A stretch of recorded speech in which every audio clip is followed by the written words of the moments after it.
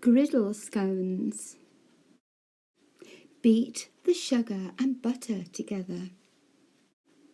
Crack the egg.